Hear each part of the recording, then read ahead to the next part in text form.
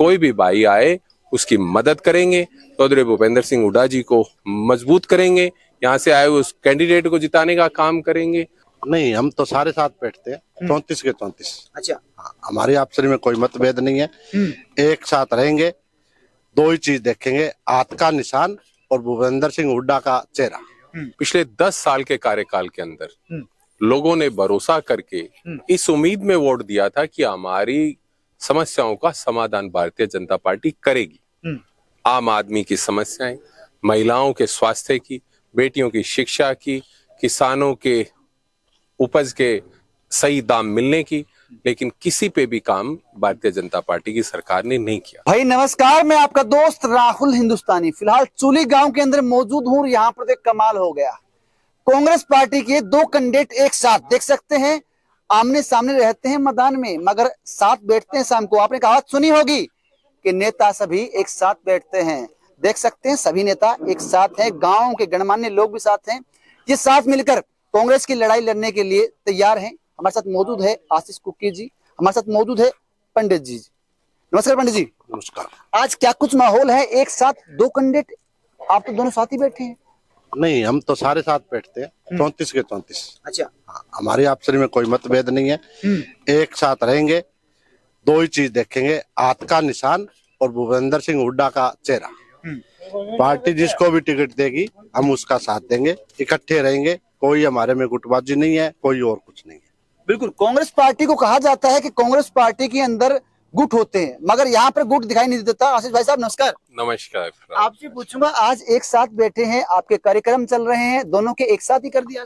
नहीं, ये कार्यक्रम की जिम्मेवारी संगठन ने तो रणवीर कालू जी की है इस क्षेत्र में। मैं तो आज गांव ने, जब मैं जयप्रकाश जी के चुनाव में वोटों की अपील करने के लिए आया था, उस दौरान गांव के मौजूद लोगों ने कहा था कि एक पानी का कुंड बनवा दीजिए। तो उनके कहने से एक पानी का कुंड का निर्माण किया था।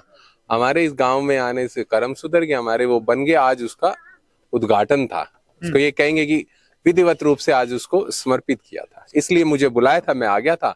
संजोग ऐसा बैठा कि रणवीर कालू जी भी यहीं थे, इनसे मिलना होगा। तो हम सब, हमारी अलग अलग जिम्मेवारियां हैं, कोई किसी के अधिकार क्षेत्र में दखल नहीं देता। और ये जो क्षेत्र है, ये इन्हीं की जिम्मेवारी है यहाँ पार्टी का प्रचार प्रसार करने की। 10 बूथ मेरे को अलग दिए गए हैं, जो 100 हमारे सलेमगढ़, काबरेल, बगड़ा और गुड़साल है। मेरी जिम्मेवारी वहां है। मैं तो आज गांव के बुलावे पर आया था, उस सामाजिक काम का उद्घाटन हुआ था, इसलिए तो संजोगवश क्षेत्र के प्रतिष्ठित व्यक्तियों से मेरा मिलने का मौका मिल गया। बाबूलाल जी भी हैं, रणवीर कालू जी भी हैं, सब पार्टी का प्रचार प्रसार कर रहे थे, तो मैं भी उसमें शामिल हो गया। बिल्कुल। तो बाबूलाल जी आपसे पूछूंगा, पहले कभी देखा था ऐसा माहौल कि एक साथ बैठे हो, एक ही गांव में दो कैंडिडेट एक साथ बैठे हो? कई बार क्या होता है, एक कैंडिडेट यहाँ बैठा है, दूसरा वहां बैठा है, वो कहते हैं भाई मुझे टिकट चाहिए, ये कहते हैं मुझे टिकट चाहिए, कहते हैं किसी को मिल जाए हाथ का निशान। ये तो टिकट वाली बात तो अब आई है। वैसे तो हम सारे भाई कुक्की साहब, कालू, सारे जितने हैं सब इकट्ठे रहते हैं, पहले भी इकट्ठे थे और अब भी इकट्ठे ही हैं। अब टिकट की बात रही, टिकट किसी को मिले, एक को मिलेगी, ये सबको पता है भी टिकट एक को मिलेगी। हम सब साथ मिलकर के चुनाव लड़ेंगे, जिसको टिकट मिलेगी उसको साथ रहेंगे और तन मन धन से, मतलब जो पूरी कोशिश के साथ है, और पार्टी को विजयी बनाएंगे। बिल्कुल। शर्मा जी आपसे पूछूंगा, एक बात कही जाती थी कांग्रेस पार्टी के लिए, कांग्रेस पार्टी में गुट है, मगर आज आपको बताना चाहूंगा गुट नहीं है साहब। कांग्रेस पार्टी अब अलग हो चुकी है, क्योंकि ये कहते हैं हाथ का निशान जहां होगा हमारा साथ वहीं होगा। यही बात है जी? नहीं, कांग्रेस पार्टी में तो कोई गुट नहीं है। किसने कह दिया गुट? नहीं, लोग करते थे, भाजपा वाले कहते थे पहले, मगर आपने आज सिद्ध कर दिया। आज हमें सिद्ध हो चुका है भाई आप साथ बैठते हैं, सभी एक दूसरे का साथ। आदमपुर में कोई गुट नहीं है किसी तरह, हरियाणा में नहीं है गुट। ये तो भ्रमित कर रहे हैं लोगों को। सबका एक ही टारगेट है, बीजेपी को हराना, सभी का। सभी ये चाहते हैं कि बीजेपी को कैसे भी करके हराना है, बीजेपी को हराना। तो बिल्कुल। आशीष जी आपसे पूछूंगा, आप लोगों का संकल्प है, भाजपा से हिसाब मांग रहा है, हरियाणा मांगे हिसाब, बिल्कुल। ये किस तरीके से मांगेंगे हिसाब? देखिए, पिछले 10 साल के कार्यकाल के अंदर लोगों ने भरोसा करके इस उम्मीद में वोट दिया था कि हमारी समस्याओं का समाधान भारतीय जनता पार्टी करेगी।